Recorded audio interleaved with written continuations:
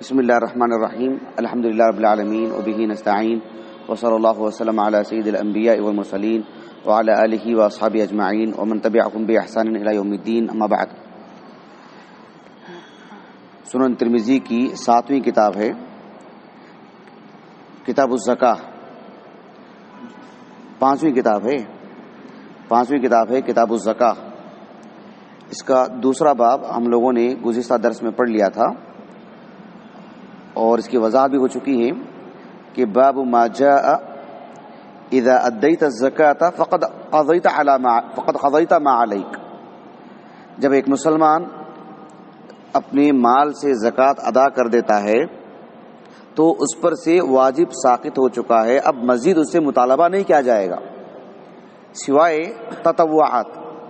کچھ وہ اپنی فراغ دلی سے کچھ دے دیتا اللہ کے راستے میں، ورنہ اسے مطالبہ نہیں کیا جائے گا، اجباری طور پر نہیں لی جائے گی اسے کوئی چیز۔ زکوٰۃ وہ اس کا حق نہیں ہے، اسے لیا ہی جائے گا، لیکن اس سے زائد کسی طرح کا مطالبہ نہیں کیا جائے گا۔ یہی باب سے متعلق بات ہے۔ اور پہلی جو حدیث ہے اس سے متعلق بالکل واضح ہے۔ اس سے پہلی جو حدیث ہے الفاظ متن جو ہے بالکل صریح ہے اپنے موضوع سے متعلق، لیکن یہ جو دوسری حدیث مبارکہ ہے یہ ایک طویل قصہ ہے اور اچھی خاصی گفتگو ہے اس میں، اور کئی معانی ہیں اس میں۔ حدیث متفق علیہ ہے، صحیح بخاری صحیح مسلم کی معروف حدیث ضمام بن ثعلبہ، اور اس سے اہل علم نے متعدد مسائل مستنبط کی ہیں، لیکن امام ترمذی رحمہ اللہ نے اس موضوع کے تحت، اس باب کے تحت حدیث لا کر کے بس ایک سطر میں وہ اس موضوع سے متعلق بات ہے۔ چلے پڑھ لیتے ہیں۔ امام ابو عیسیٰ ترمذی رحمہ اللہ جو ہے اس حدیث کو اپنے استاذ اور عالم اسلام کے دنیا بھر کے سب سے عظیم محدث امام بخاری رحمہ اللہ سے روایت لائے ہیں۔ ان سے متعلق یعنی ابن حجر رحمہ اللہ نے جو لکھایا ہے، جو ذکر کیا ابن حجر رحمہ اللہ نے، وہ آپ کو میں لکھوا دیتا ہوں۔ پہلے ان کا نام لکھ لیں امام بخاری رحمہ اللہ کا: محمد ابن اسماعیل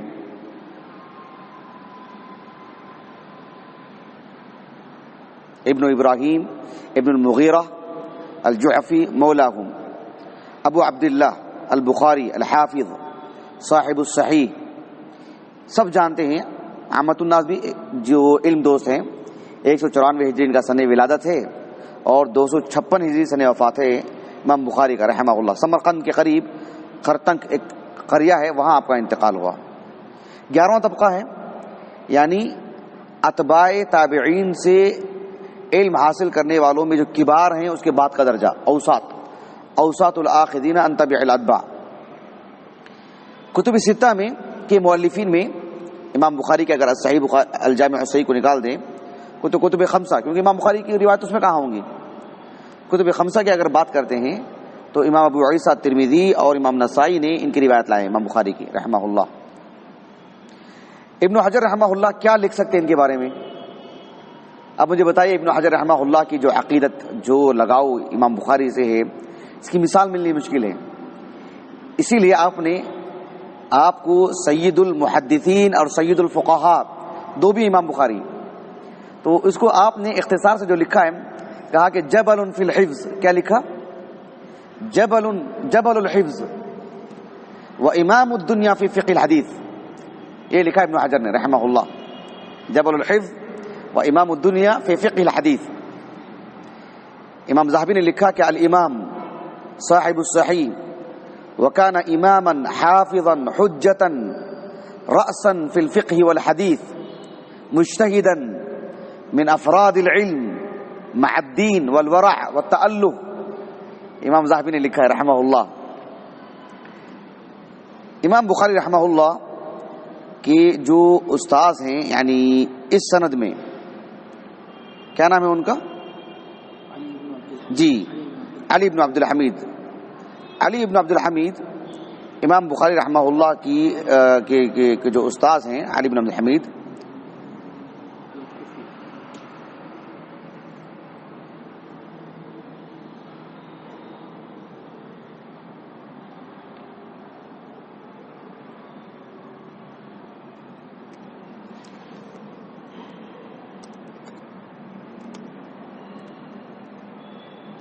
جی ان سے متعلق لکھے، علی بن عبد الحمید سے متعلق. علی بن عبد الحمید ابن مصعب الشیبانی ابو الحسن علماء کوفہ میں سے ہیں. الضریر 10واں طبقہ ہے، یعنی کبار الاخذین عن تبع الاتباع. 222 ہجری سن وفات ہے آپ کا. کتب ستہ میں بالکل وہی جو امام بخاری کا معاملہ ہے، سنن ترمذی اور سنن نسائی. البتہ امام بخاری رحمہ اللہ نے اپنے الجامع الصحیح کی میں معلق روایت لائے ہیں ان سے تعلیقات میں. ابن حجر نے ثقہ کہا ان کو رحمہ اللہ. ان کے جو استاذ ہیں سلیمان ابن المغیرہ القیسی یعنی مولا بنی قیس، علماء بصرہ میں سے ہیں. ابو سعید کنیت ہے آپ کی. 7واں طبقہ ہے، 156 ہجری سن وفات ہے. اخرجہ الجماعہ. ابن حجر رحمہ اللہ نے کہا کہ ثقۃ. احمد بن حنبل نے کہا کہ ثبت بڑی شخصیت. سید اہل البصرہ، جیسا کہ امام شعبہ نے کہا سید اہل البصرہ، بڑی شخصیت ہیں. ان کے بارے میں پڑھیں آپ، بہت کچھ ملے گا ان کے بارے میں جب پڑھیں گے آپ. ان کے جو استاذ ہیں معروف، ان سے پہلے نام گزر چکا ہے ان کا غالباً فضیلت آخر والوں کو، ثابت البنانی ایسے معروف ہیں. والد کا نام ہے اسلم، ثابت ابن اسلم البنانی ابو محمد. یہ بھی علماء بصرہ میں سے ہیں. 4واں طبقہ ہے، 120 ہجری سن وفات ہے، 120 یا اس کے بعد 125 کے آس پاس. اخرجہ الجماعہ. امام ذہبی نے کہا کہ کان رأسا فی العلم والعمل، اسی لیے ابن حجر نے کہا ثقۃ عابد.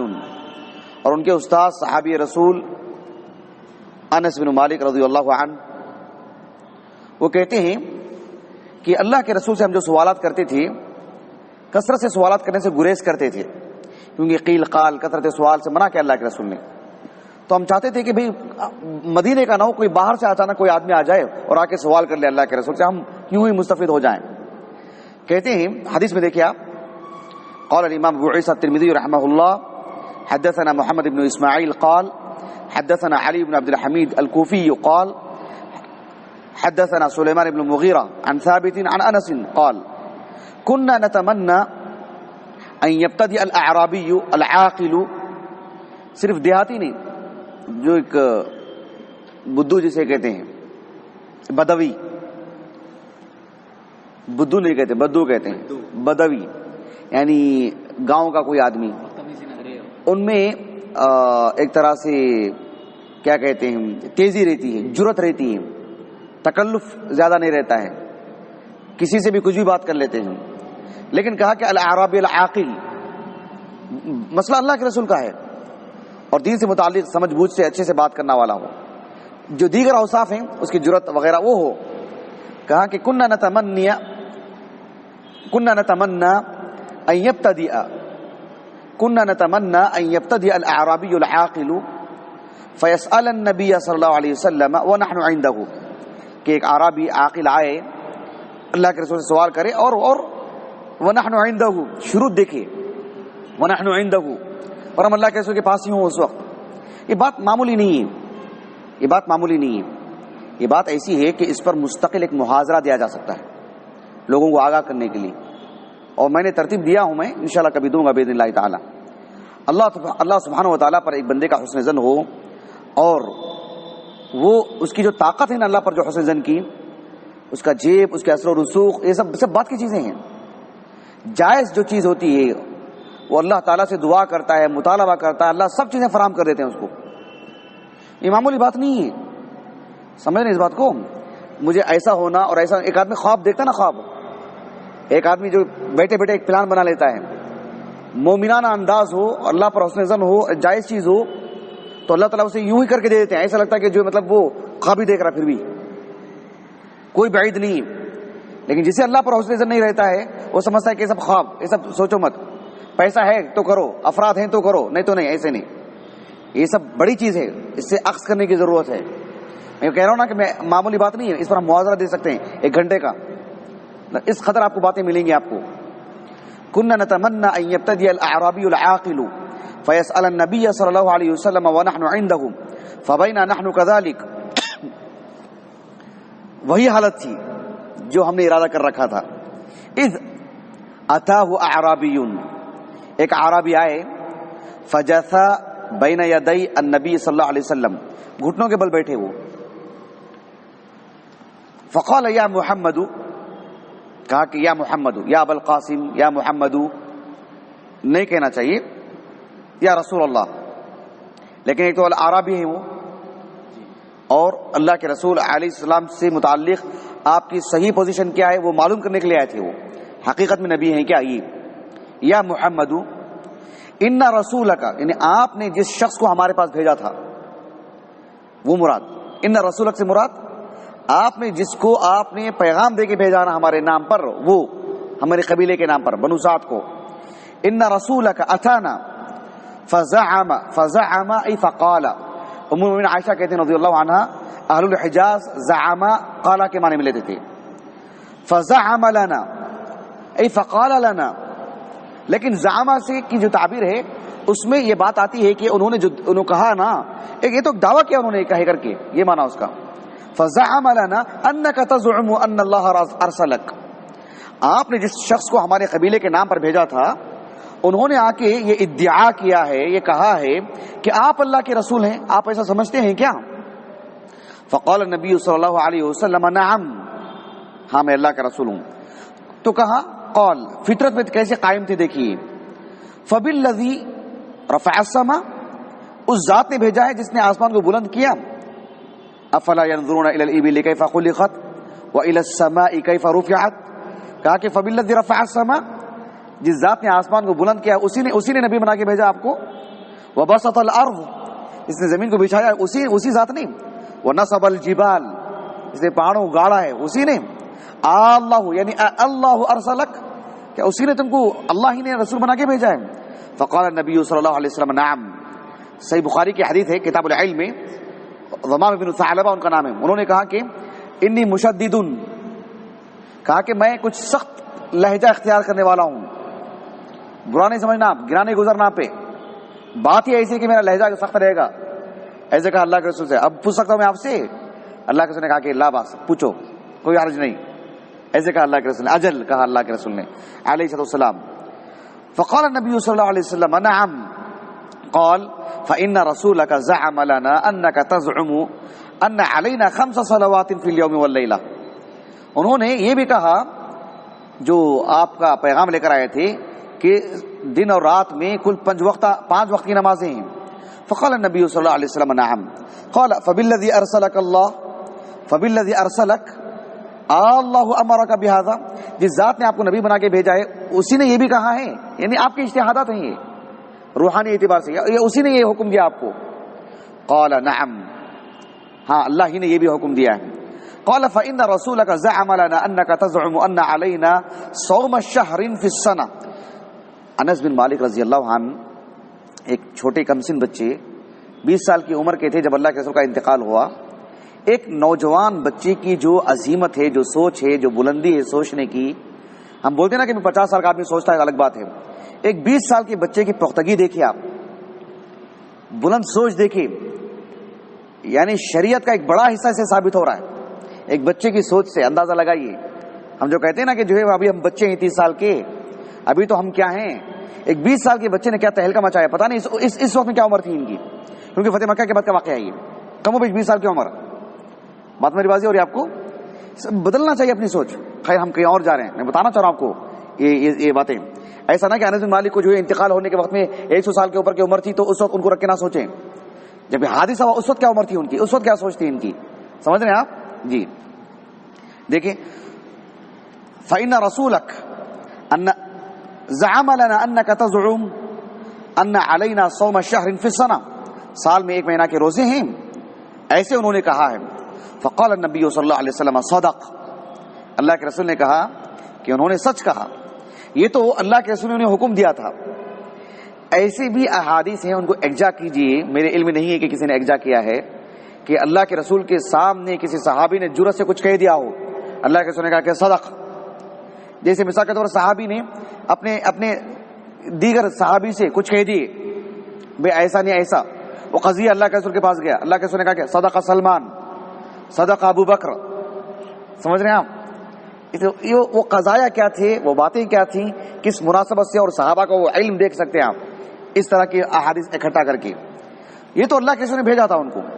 پھر کہا قال فبالذی ارسلک اللہ امرک بہذا قال النبی صلی اللہ علیہ وسلم نعم قال فإن رسولک زعم لنا انک تزعم ان علینا فی اموالنا الزکاة. یہ ہمارے موضوع سے متعلق ہے. صرف اتنا ہی نہیں، یہ جو انہوں نے اللہ کے رسول سے پوچھا صلی اللہ علیہ وسلم، اللہ کے رسول نے کہا کہ ہاں آپ کے اموال میں زکوٰۃ بھی ہے، اور میرے صحابی نے جو آپ سے آ کر کے کہا ہے وہ بات صحیح ہے، سچ کہا انہوں نے. قال فبالذی ارسلک اللہ امرک بہذا قال النبی صلی اللہ علیہ وسلم نعم. لیکن اس حدیث میں مزید صراحت نہیں ہے. صحیح بخاری میں جو حدیث ہے اس میں یہ بھی بات ہے کہ اللہ کے رسول نے کہا کہ الا ان تطوع، کہا کہ نہیں وہ میرے ہاتھ سے نہیں ہوگا، تطوعات نہیں، 5 وقتہ نماز ہے ہاں، الا ان تطوع نہیں، نفل نہیں پڑھوں گا، صرف زکوٰۃ ادا کروں گا، الا ان تطوع نہیں، وہ نہیں ہوگا مجھ سے. رمضان کے روزے رکھنے ہیں ہاں، الا ان تطوع نہیں، تطوعات نہیں، صرف رمضان کے روزے رکھوں گا، صرف 5 وقتہ نمازیں پڑھوں گا، میں صرف زکوٰۃ جو ہے ادا کروں گا، اس سے زائد نہیں، مجھ سے نہیں ہوگا، تطوعات مجھ سے نہیں، اتنا ہی کروں گا میں. ایسے سمجھ رہے ہیں، ایسے کہا انہوں نے اللہ کے رسول سے صلی اللہ علیہ وسلم، وہ صحابی نے. اب دیکھو فقال النبی صلی اللہ علیہ وسلم نعم قال فإن رسولك زعم لنا أنك تزعم أن علينا الحج إلى البيت من استطاع إليه سبيلا. اس میں کئی باتیں ہیں کہ حج فرض کب ہوا، کیا اب فرض ہوا فتح مکہ کے بعد، یا بالکل 5 ہجری کے آس پاس ہی حج فرض ہو گیا تھا، کیا بعد میں اللہ کے رسول نے صلی اللہ علیہ وسلم. تو پھر جب اللہ اسلام میں آپ نے تفصیل میں پڑھا تھا نا، تفصیل کہ صیغہ امر کس پر دلالت کرتا ہے، وجوب پر اور فوریت پر دلالت کرتا ہے. تو حج کب فرض ہوا، تو فوریت پر کیوں عمل نہیں کیا گیا، سمجھ رہے ہیں. فوریت پر عمل کرنے کے لیے آپ کے وہ اختیارات میں ہونا تب ہے یا نہیں، یہ سب مسائل اس سے نکلتے ہیں، سمجھ رہے ہیں آپ. اچھی طرح بات واضح ہو گیا آپ کو جی. کئی مسائل یعنی بتانا چاہ رہا ہوں کہ ایک خیال سے کیا ہو جاتا، دیکھیں سبحان اللہ العظیم، خیال ایسا ہونا چاہیے. فقال نعم فقال النبي صلى الله عليه وسلم نعم قال فبالذي ارسلك الله امرك بهذا فقال النبي صلى الله عليه وسلم نعم فقال ضمام بن ثعلبہ کہہ رہے والذي بعثك بالحق لا ادع منهن شيئا، اس ذات کی قسم جس نے آپ کو حق کے ساتھ نبی بنا کے بھیجا ہے، حق دے کے بھیجا ہے. لا ادع منهن شيئا، آپ نے جو ترتیب بتائی ہے نا آپ کے صاحب آ کے، اور آپ سے بھی میں نے تصدیق کر لی، کوئی چیز نہیں چھوڑوں گا میں. شیئا نکرہ ہے، کس کے سیاق میں آیا ہے، نفی کے. فائدہ کیا ہوتا ہے اس سے، عموم. کہا کہ لا ادع منهن شيئا لیکن ولا اجاوزهن، اسے زیادہ بھی نہیں کروں گا میں. ثم وثب، پھر وہاں سے وثب کے معنی وہ چھلانگ لگا کے اچھل کے دوڑنے کے معنی میں آتا ہے. یہاں مقصود یہ ہے کہ الفور بات ہو گئی، نکل گئے اپنے کام کے لیے، اب وہاں نہیں رہے وہ. یہ بھی اس بات کی دلیل ہے کہ صحابہ میں کیسا جذبہ تھا، اپنی ایک بات سن لیے تو پہنچانا فوراً، ان کو مطالبے کی ضرورت نہیں تھی. سمجھ رہے ہیں آپ. وثب فقال النبی صلی اللہ علیہ وسلم ان صدق الاعرابی، یہ جو کہا نا لا ادعهن شيئا، ان صدق الاعرابی قولا وعملا دخل الجنہ، ایسا کہا اللہ کے رسول نے علیہ السلام. امام ابو عیسیٰ ترمذی کہتے ہیں هذا حدیث حسن غریب من هذا الوجه، اصلا یہ حدیث متفق علیہ صحیحین میں موجود ہے. وقد روی من غیر هذا الوجه عن انس عن النبی صلی اللہ علیہ وسلم سمعت محمد بن اسماعیل یعنی البخاری یقول قال بعض اہل الحدیث یعنی المحدثون، اہل الحدیث جب کہتے ہیں تو اس سے ایک مراد المحدثون ہیں، جو لوگ حدیث کو پڑھتے پڑھاتے ہیں اور وہ اپنی خاص اصطلاحات میں. ایک مفہوم اہل الحدیث اہل البدع کے مقابل، جو اہل السنہ والجماعہ کے عقیدہ رکھتے ہیں، منہج اختیار کرتے ہیں، صرف عقیدہ نہیں، وہ منہج پورا دین کو لینے کا منہج، تو اسی اعتبار سے وہ اہل الحدیث. جسے آج ہم اپنے آپ کو اہل الحدیث کہتے ہیں، اس لیے کہ کسی کو اشتباہ نہیں ہونا. بعض لوگ کہتے ہیں کہ اہل الحدیث، تم امام بخاری کے محدث کیا تم؟ نہیں، اہل الحدیث ایک اصطلاح ہے حدیث پڑھنے پڑھانے کے لیے.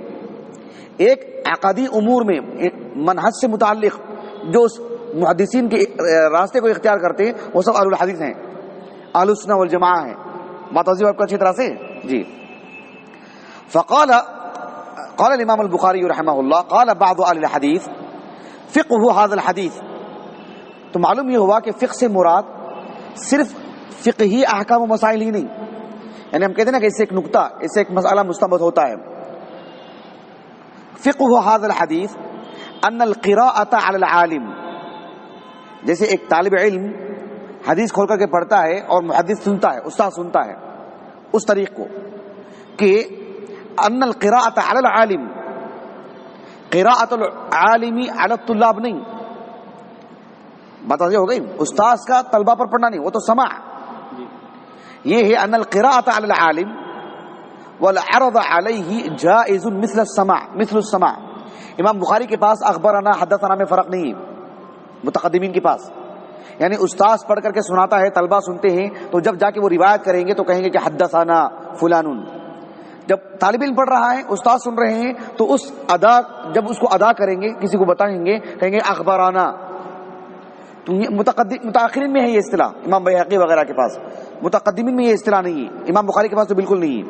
اسی لیے امام بخاری نے کہا کہ ان القراءۃ علی العالم والعرض علیہ جائز مثل السماع.